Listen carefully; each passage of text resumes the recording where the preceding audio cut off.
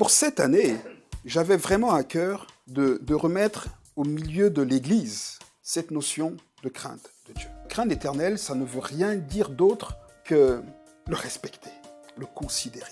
On ne peut pas prétendre aimer quelqu'un qu'on ne respecte pas. C'est impossible. Et Abraham nous donne une définition de ce qu'est la crainte de Dieu. Dans Genèse 20, c'est l'histoire d'Abraham quand il va chez Abimelech, à Guérar. Et là, arrivé chez Abimelech, la Bible nous dit que Abraham, il prévient Sarah et il lui dit, écoute, quand on ira dans des coins qu'on ne connaît pas, il faudra te faire passer pour ma sœur. Parce que tu es tellement belle que je ne sais pas ce qui peut se passer.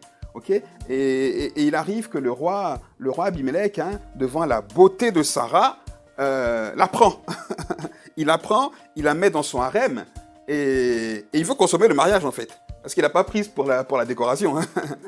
Sauf qu'avant de consommer le mariage, Dieu vient lui parler dans la nuit, dans un songe, et il le remet en question au point que la Bible dit Abimelech a été pris d'une crainte de Dieu. Et dès le matin, il convoque ses meilleurs conseillers, il leur dit on a un problème et tout, et donc ils vont voir Abraham. Il dit à Abraham, mais qu'est-ce que je t'ai fait? Pourquoi tu fais ça? Pourquoi tu me dis que c'est ta sœur? Tu aurais pu me dire que c'est ta femme.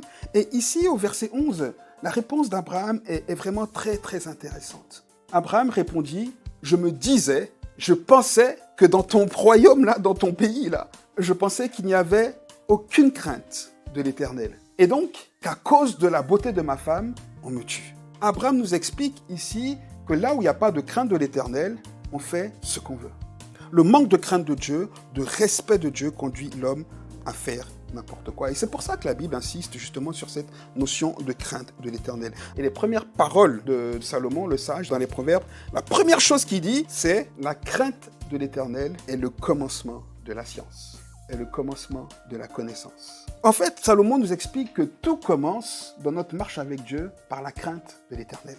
Dans Ésaïe 33, le verset 6. Ésaïe dit « La sagesse et l'intelligence sont une source de salut, et cette sagesse et cette intelligence découlent de la crainte de l'Éternel, qui elle-même est le trésor de ceux qui croient en Dieu. » Ésaïe dit que la crainte de l'Éternel, c'est le trésor de ceux qui marchent avec Dieu.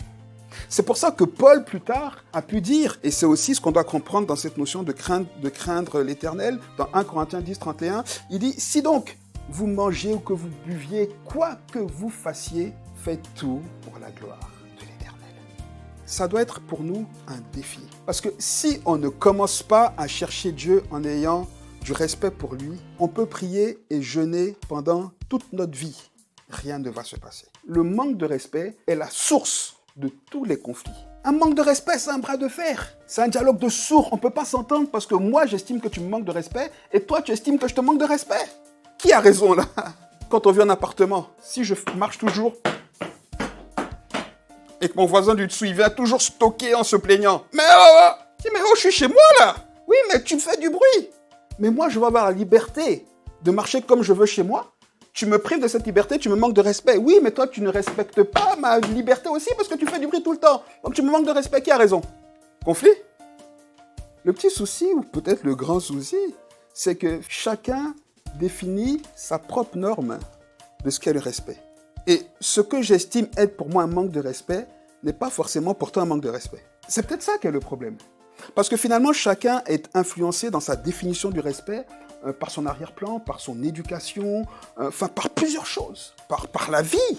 Je vous rappelle encore cet exemple-là. Plus jeune, je rentrais en vacances en Côte d'Ivoire, je vais chez un copain, et je vois son papa, je dis « Bonjour, bonjour !»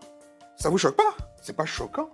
Il m'a appelé le papa, il m'a dit « Oh, écoute, quand tu me salues, soit tu dis bonjour monsieur, soit tu dis bonjour tonton, soit tu dis bonjour papa.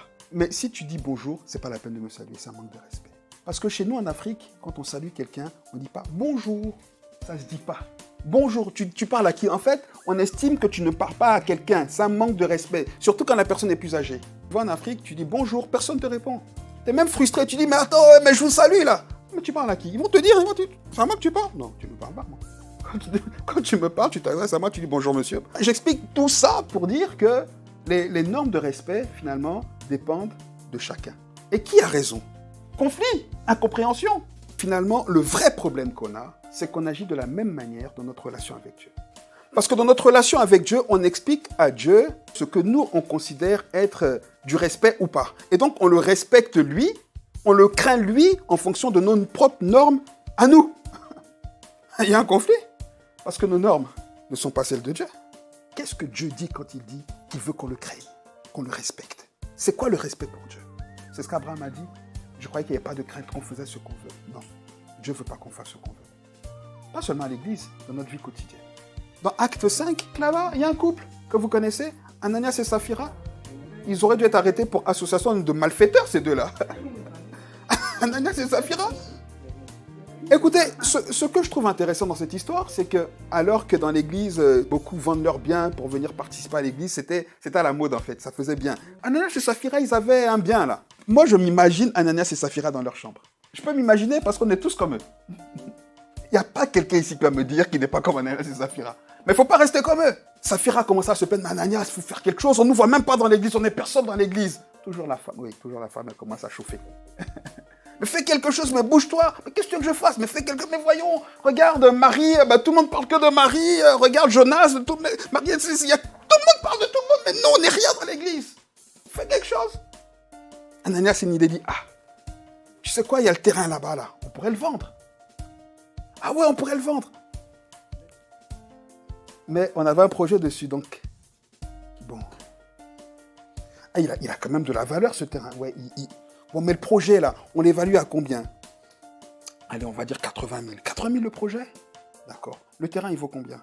Il faut aller dans les 120. 120. 40 000. Ça fait une belle somme, 40 000 euros. Ouais, ça fait une belle somme. Bon, tu sais quoi? On le vend 120. Gardez 80. Tu dis rien à personne. Hein? Et on donne 40. En soi, il n'y a pas de problème. Donc, ils font. Ananias arrive là.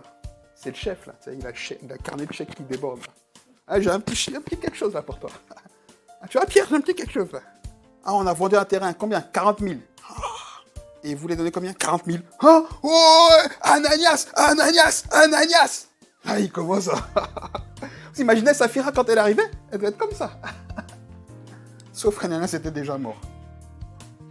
Non, mais, vous savez, ces histoires-là, elles sont vraiment violentes, hein. Et je vous dis là, je fais une petite confession, mais combien de fois, moi, j'ai dit à Dieu, Seigneur, mais merci que tu ne fais plus comme tu as fait pour Ananias et Saphira aujourd'hui, parce qu'il y a longtemps que je serais mort, moi aussi. Hein. Non, mais, vous comprenez ce que je veux dire? Moi, quand je dis ça, c'est ce que je me dis. Hein. Je dis, Seigneur, mais merci. Et là, je vois l'étendue de la grâce de Dieu. Et ça me fait comprendre comment est-ce que je dois le respecter. Donc, ils viennent, je finis l'histoire, ils viennent, ils vous donnent le truc. Pierre dit, ok, 40 000. Tu te fous de moi ou quoi? Ananias. En fait, il dit à Ananias, c'est même pas de moi que tu te fous. Tu te fous de Dieu.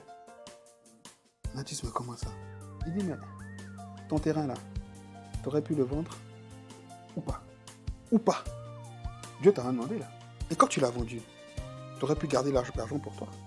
Et quand bien même tu voulais donner une part à l'église, t'aurais pu décider librement de la part en disant, je vends mon terrain à tel montant et j'en donne telle part à l'église. Il dit, mais comment est-ce que le diable a pu remplir ton cœur? Parce qu'il n'y a que le diable qui peut nous pousser à manquer de respect comme ça à Dieu, à insulter Dieu. En fait, Ananias a pris Dieu pour un idiot. Et c'est ce qu'on fait souvent, nous. À chaque fois qu'on fait passer Dieu après quelque chose, une chose qu'on estime être importante, on manque de respect à Dieu. On le fait passer pour un idiot. On insulte l'œuvre à la croix de Jésus. On crache sur les meurtrissures de Jésus. Peu importe la raison. C'est pour ça que j'ai cité 1 Corinthiens 10, 31. Paul dit, quoi que vous fassiez, et regardez les exemples qu'il prend. Il dit que vous mangez ou que vous buviez, faites-le pour la gloire de Dieu. Et c'est ce que Dieu dit. Et c'est ce qu'il a reproché à Ananias et Saphira. Ananias meurt. Boum. C'est terrible.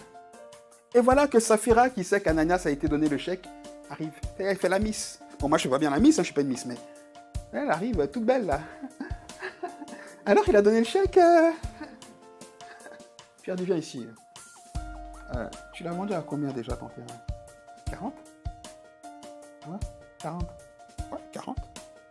Pierre dit, mais comment vous avez pu faire une association? C'est-à-dire, vous avez réfléchi, imaginé un complot pour vous foutre de Dieu. Mais en fait, c'est grave. C'est grave. Elle est morte aussi, non? Boum. durant toute cette année, on va essayer d'aller sur cette pensée-là, pour justement essayer de bien comprendre ce que Dieu attend de nous quand il dit qu'il faut craindre l'Éternel. Qu'est-ce qu'il attend? Pour essayer nous aussi d'identifier les endroits, les manières par lesquelles on manque de respect à Dieu, des habitudes qu'on a, que Dieu dit, ça j'aime pas. Donc chacun doit identifier ce que Dieu attend de la manière dont on doit le craindre pour lui, pas regarder à l'autre.